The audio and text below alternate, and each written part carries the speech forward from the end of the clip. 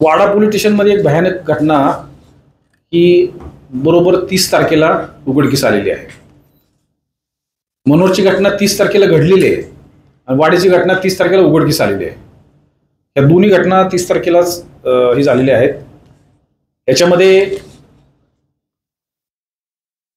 जो नेहरुली गाव आहे, वाडा ते कुडूस या रोडवर नेहरुली गाव आहे. त्या गावामध्ये एक वयोवृद्ध लोक आहेत. 75 वर्षाचे मुकुंद राठोड, त्यांची पत्नी कांचन राठोड, त्यांची मुलगी जिचा विवाह झालेल्यानंतर तिचा डिवोर्स होऊन ती घरी आहे अशी संगीता राठोड. ही 52 वर्षाची मुलगी आहे. वडील 75 वर्षाचे, आई 72 वर्षाची. हे त्या ठिकाणी स्वतःच्या घरामध्ये, स्वतःचं घर आहे, त्या ठिकाणी ते राहत होते. हे संपूर्ण कुटुंबीय हे गुजरातवरून, राजकोटवरून इकडे स्थलांतरित झालेलं आहे साधारणतः 20-25 वर्षापूर्वी. त्यांनी मुंबईमध्ये काही दिवस राहिलेले होते. मुंबईमधून ते परत 2010च्या दरम्यान त्यांनी प्रॉपर्टी खरेदी केलेली आहे आणि त्यानंतर ते तिथं तेव्हापासून वास्तव्य आहे. शांततामय सहजीवन जगणारे लोक आहेत. त्याच्यामध्ये आजूबाजूला कुठलीही भांडणं नाहीत, काही नाही आहेत. त्याची 2 मुलं आणि 1 मुलगी असं त्यांचे अपत्य आहेत. त्यांना मुलं जे आहेत, तो एक आपला विरारमध्ये लॉन्ड्रीचं काम करतो. दुसरा मुलगा राजकोट, जे मूळ गाव आहे, त्या ठिकाणीच छोटी मोठी कामं करत असतो. आणि वडील जे आहे ते फर्निचरचं वगैरे काम करतात, भंगारचं वगैरे काम करतात, भंगारचे हे करतात.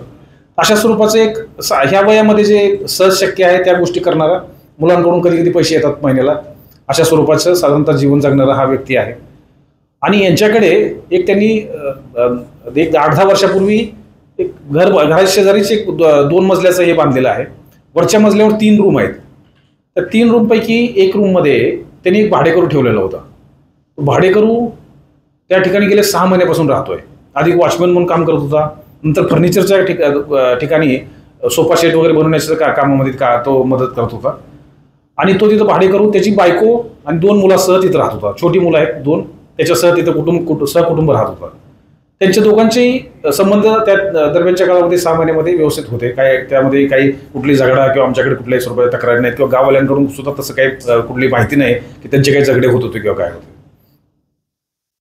हे 30 तारखेला म्हणजे 17 तारखेला मुलगा त्यांचा जो आहे विरारला राहणारा, तो त्याच्या घरी आला होता. घरी वडिलांना भेटला, त्यांना काही खायचं वगैरे दिलं होतं.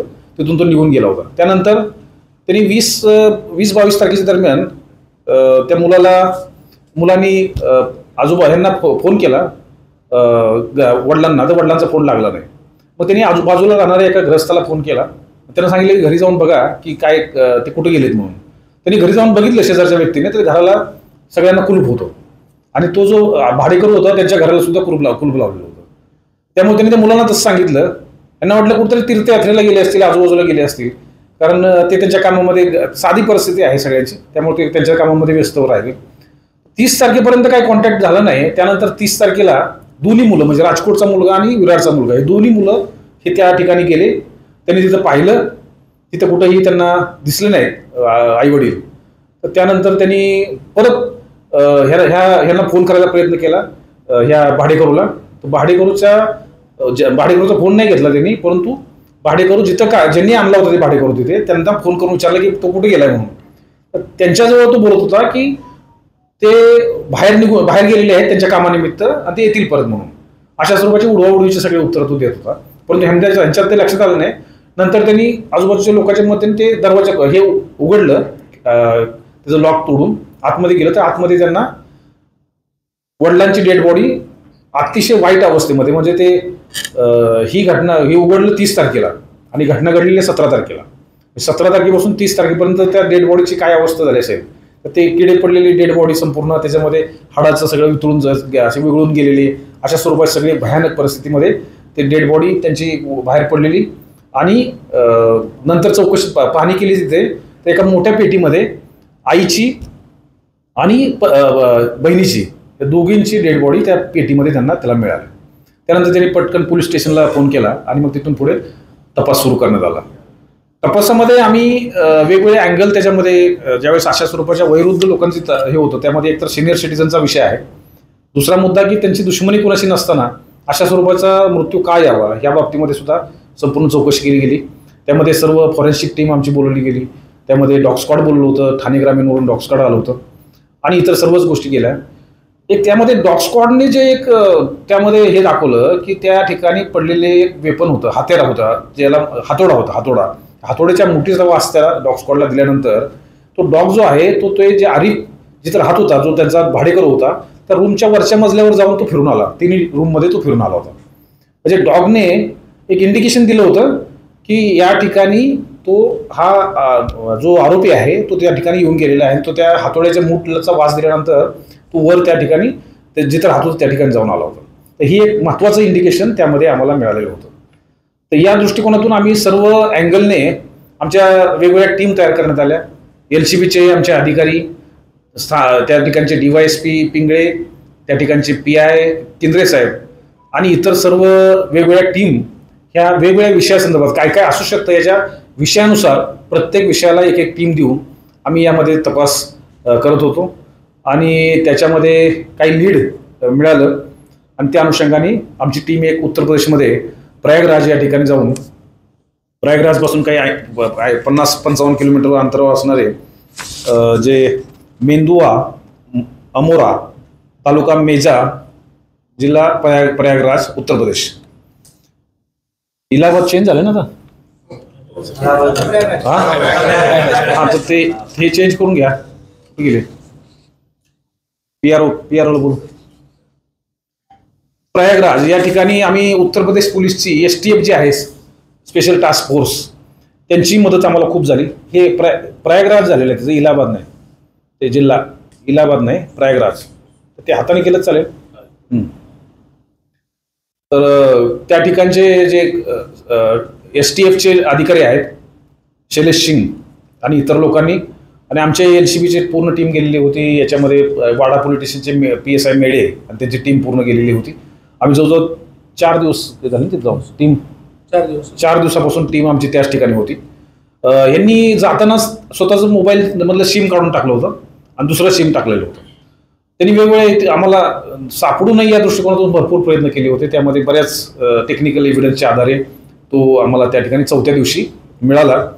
आणि याच्यामध्ये आश्चर्यकारक पद्धतीने आता जो माहिती आहे की पैसे काहीतरी लागतील, मी फ्रस्ट्रेशनमध्ये होतो आणि मला घरामध्ये काहीतरी पैसे सापडतील या हिशोबाने त्यांनी या घरातूनच सकाळी हातोडा घेऊन गेला होता त्या व्यक्तीला मागून की मला हातोडा द्या म्हणून, हातोडा लागणार आहे घरामध्ये काहीतरी ठोकायचं म्हणून.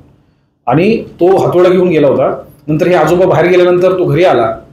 घरी आल्यानंतर त्यांनी पहिल्यांदा ती जी 52 वर्षाची मुलगी होती, थोडं तिला मानसिक थोडा प्रॉब्लेम होता, तिच्या डोक्यात पहिल्यांदा हातोडा घातला. पडल्यानंतर तिला 2 हातोडे आणखी टाकले त्या डोक्यावर. त्यात आई झोपलेली होती, तिला थोडा आवाज आल्यानंतर ती उठण्याचा प्रयत्न केला, तिच्या डोक्यात हातोडा मारला. नंतर तर त्या दोघींना मारून टाकलं. मारल्यानंतर त्यात एक पेटी, मोठी पेटी होती घरामध्ये, त्यातले सगळे कपडे बाजूला काढले, त्याच्यामध्ये दोघींची डेड बॉडी टाकून दिल्या, त्याच्यामध्ये सगळे कपडे वरून टाकून दिले, तिथले सगळं ब्लड पुसून घेतलं आणि ह्याची वाट होत बसले. हे जी व्यक्ती आहे मेन मुकुंद राठोड यांची. आणि ते घरी आल्यानंतर त्या दरवाजाच्या आड ते दडून राहिला. आतमध्ये आला का त्या डोक्यात हातोडा मारला, त्यालाही मारून टाकलं. आणि अशा पद्धतीने साधारणतः ते एका गादीवर टाकून त्याच्यावर कपडे टाकून दिले आणि कुलूप लावून परत वर गेला, आंघोळ केली आणि दुसऱ्या दिवशी म्हणजे त्या 17 तारखेला झाल्यानंतर 18 तारखेला सकाळी उत्तर प्रदेशला निघून गेला. त्या ठिकाणी न राहता दुसऱ्या त्याच्या नातेवाईकांकडे गेला. नातेवाईकांना सांगितलं की आपल्याला घरी जायचंय म्हणून. नातेवाईकांनाही आधीच ठरलं होतं की आपल्याला घरी जायचंय म्हणून, त्यांचा प्लॅन आधीच ठरला होता घरी जायचंय. हे पण नातेवाईक जे आहेत ते पण उत्तर प्रदेशचेच आहेत दोन्ही, तर त्यांच्याबरोबर तो उत्तर प्रदेशला निघून गेलेला आहे.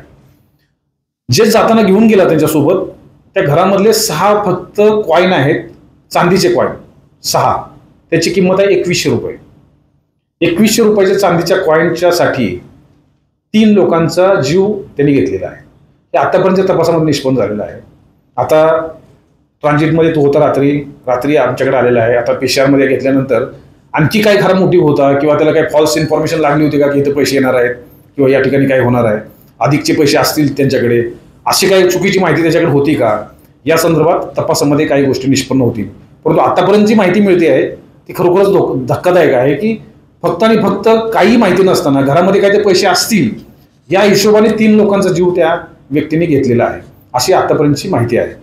तपास वाडा पोलीस स्टेशनचे प्रभारी अधिकारी केंद्रे हे करत आहेत आणि इंट्रोगेशनमध्ये आम्हाला ह्या पुढच्या बाबी मोटिव्ह जे आहेत ते आपल्याला समजू शकतील. थँक्यू.